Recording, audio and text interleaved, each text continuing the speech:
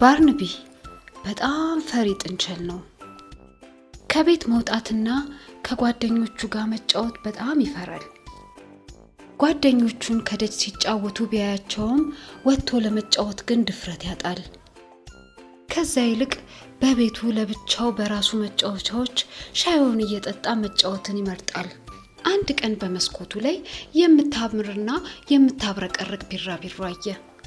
አንድ ቀን ከቤት ወጥቼ ተፈጥሮን በደንብ ማየት ፈልጋለሁ፣ ግን ይህን ፍርሃቴን እንዴት ላድርገው? ባርንቢ ወደ ጓዳ ገብቶ መብራቱን ሳያበራ በፍርሃት ሶፋው ላይ ቁጭ አለ። ባርንቢ አለ የባርንቢ ጓደኛ ድንገት በሩን ክፍት አድርጎ።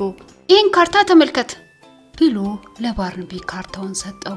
ቦታው እጅግ በጣም ውብና ማራኪ እጽዋቶች የሚገኙበት ካርታ ነበር። ባርንቢ በቦታው ላይ ተገኝቶ ይህንን ድንቅ ውበት ለማየት ጓጓ። ማንም እንዳያውቀው አፍንጫው ላይ ትንሽዬ ፊኛ መሰል ነገር አደረገ።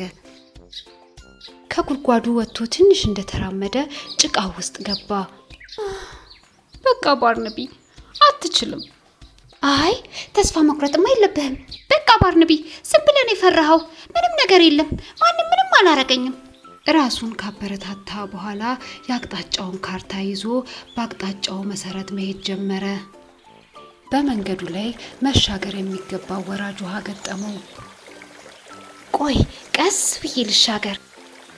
ባርንቢ ወደ ድንጋዮቹ ከተጠጋ በኋላ 1 2 3 በዚህ መልኩ ድንጋዮቹን እየዘለለ መሻገር ቻለ።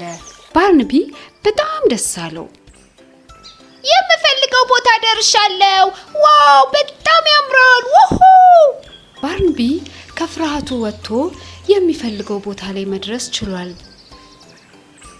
ልጆች ከባርንቢ ወደ መልካም ህልማችሁ ለመድረስ ከፍርሃት መውጣትና በአስተውሎት መራመድን እንደተማራችሁ ተስፋ አደርጋለሁ።